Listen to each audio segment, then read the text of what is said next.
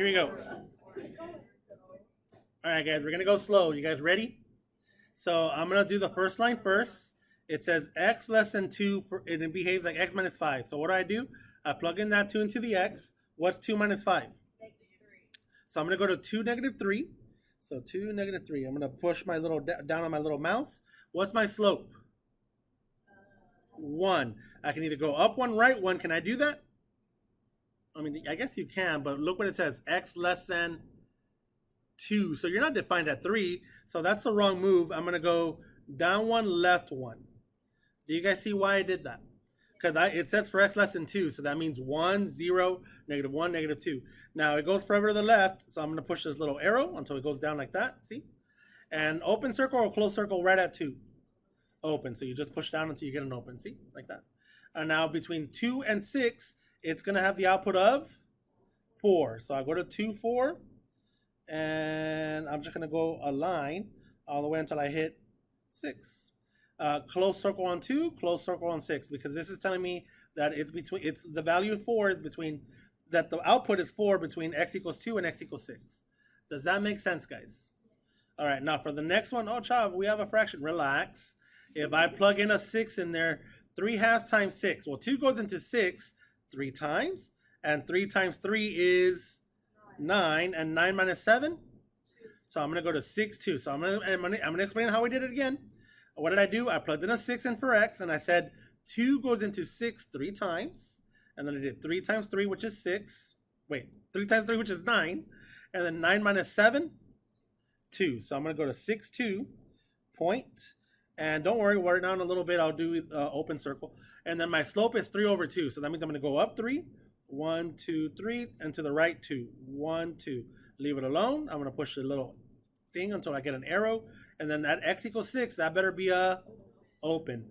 I don't see any mistakes. I think we are good. I'm going to push submit. And let's see what it says. See? How do we feel? Not bad, right? Okay. Let's see if we can do some harder ones. This says graphing piecewise nonlinear. My little mouse is blinking. Does it look like it's blinking in there too? I don't like when it does that. This laptop does that from time to time. It's still doing it. Okay, that's fine. All right, here we go. Chav, I don't know how to do absolute value. Help me, God. Okay, relax, guys. It's not that bad. I guess really quick. Let me see if I can take a screen capture of this so we can do a really fast overview. Yeah, it let me. Okay. The parent function y equals absolute value of x. Y equals absolute value of x looks like this. It has a slope of -1 and 1. This is a transformation of 3 to the right and 2 up. So, oh, it just crashed. I just noticed that. So, you know what? I don't need this. I can just go right into it. So what does this -3 on the inside do? It makes your absolute value function move 3 to the right. And this +2, what does it make it do? It makes the vertex move up 2. So I'm going to click on the one that looks like absolute value. And look, there it is. That's the absolute value of x. And then you go to the vertex at 0, 0. And you're going to move it 3 to the right, 2 up. So I go 1, 2, 3, 1, 2. Bam, like that. Now notice that it says between 0 and 8. So let's see. I need to make it stop at 0. Can I do that? Select the function to move the blue dot if necessary. All right, let me start over. Let me do the top one first. X less than 5. So I'm going to put 5 and I'm going to go forever. I need a line. Where's my line? This one. All right, but I don't want it to go forever, see? So how do I tell it to stop? The little thing is the mouse blinking on yours too? Yeah, it's bothering me, but that's fine. Graph the piecewise function below. Step 1, select the function and move with a blue dot if necessary. Okay, well, all right, let's start. Let me do the absolute value one first. 3 to the right, 2 up. 3 to the right, 2 up. But I'm not done. I need to stop at 0. So is there a way? All right, let me see what happens if I push done.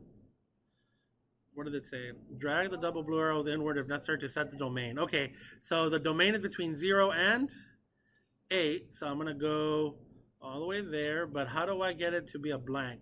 Afterwards, you may click on the closed circle to create an open circle. Okay, thank you. Open. So there it is. It looks good right now. Or on the right side, it doesn't go forever. It goes all the way to 8. So there it is. And that one is closed. So I'm going to click done. And now, okay, perfect. Now I want another line. So I want a flat line.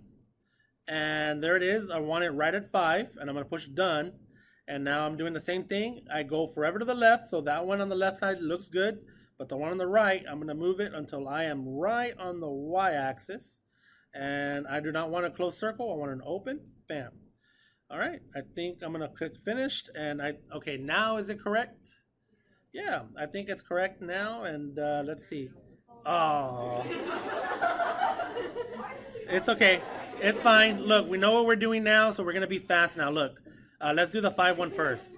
Boom. It's already a 5. I'm going to push done. I'm going to click, let's see, what am I going to do? That one leave alone. This one go all the way there. And then open circle. See, we're fast now. Done.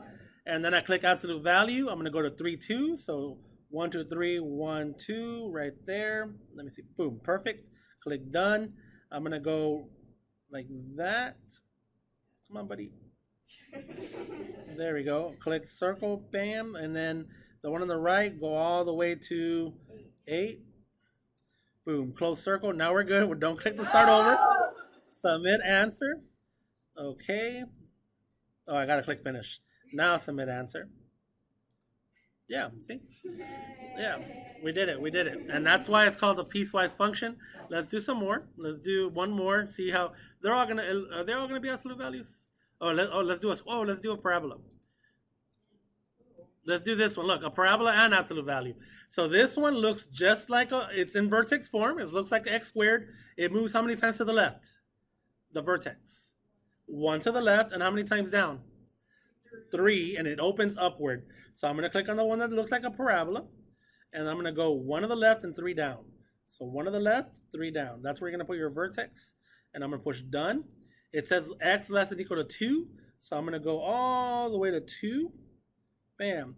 Close circle, and it goes on forever. So there it is. We're good right there. I'm going to push done.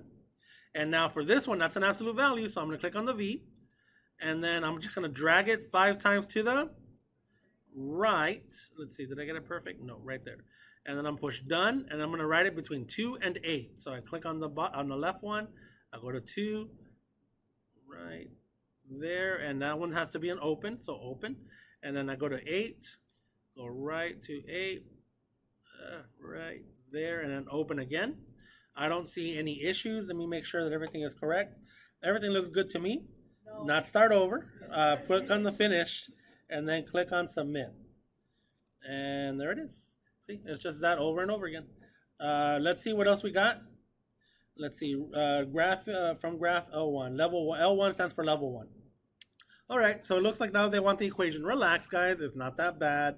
So first look at the slope. So let's see, I have a point there at -4, 9. So it looks like I'm going down 2 and to the right 1. So that is -2x. Do you guys see that? If you were to continue that pattern, where would I intersect the y-axis? To make it simple, let's see, 1, 2, 1, 2, 1, 1, 2, 1. I would intersect the y-axis at 1, so +1. See, do you guys see how I did that? And then where is this line defined? It's defined for all values less than -2. So x less than -2. And notice I didn't put the equal sign because it's an open circle. How do we feel? Okay, let's look at the other one. All right, so what's the other one? So I see that I start here. Let me see what that slope is. 1, 2, 3, 1, 2, 3, 4, and then 1 to the right. So let me kind of get 1, 2, 3, 4, 1 to the right. So that's a -4x, so it's going downhill. 4x. Okay, now how do I find the y-intersect? Just keep going. I'm going to go up. 1, 2, 3, 4, 1 to the left. 1, 2, 3, 4, 1 to the left. Okay, so take a note. You're at 1, 9. If you would have gone 4 up from 9, 9, 10, 11, 12, 13, 1 to the left. So you would have been at 13. So plus 13. Does everyone see how I got that plus 13? Okay, so there we go. And now we're just going to put for what that is. That's for x greater than, what is it, 3? So if I didn't make any mistakes, let's click submit and let's see what happens. There it is. See? Yes. Yes. Always in the y equals mx plus b form. Good job, guys. So I don't think that's going to be any, see, they're all linear lines. So I don't think you're going to have any issues there. Let's see if this one gives you any issues. Okay, relax. It doesn't look that bad. It just looks like there's 3. Do you see how there's 3 lines here? So you're going to click on add rule, and then it's going to give you a third one. See? So let's see. Let's do the first one, left to right. It looks like it's going forever. X less than -2. So x less than -2, and let's see what that function is. So I'm just going to look to see where there's a perfect, and it looks like it's already perfect. It looks like it's a slope of 1. So a slope of x plus, and then what would have been that y-intercept if I would have kept going? 1, 1, 1, 1. It looks like it would have been 1. Do you see how I got it, guys? All right, then I go to this one. This one's already nice for me. It already has a y-intercept. It goes from -2 to 3. So I'm going to write, let's see, what am I going to write? I'm going to write -2 less than equal to, oh, I said -2, but I wrote -x. -2 less than equal to x less than equal to 3. That means between -2 and 3. Does that make sense, guys? All right, and now what's that equation? Well, let's see. My slope is 1 down, 1 right, 1 down, 1 right. So it looks like it is -x, -1, plus, or no, not plus, minus, what does that look like to you? 4? So there it is. And then let's go to the other one. So the last one here, it looks again like it's a negative slope. It looks like it is 1 again, so -x. And then to find the y-intercept, what would it have been if you would have kept going? 1, 1, 1, 1, 1, 1. It would have been 6 plus 6. There it is, and that's for x greater than what? 3. I don't see any mistakes. I think we are good. Let's click submit, and let's see what's up. Yeah, there we go. How do we feel, guys? Perfect. Let's keep going. Let's see what this one has. Absolute value.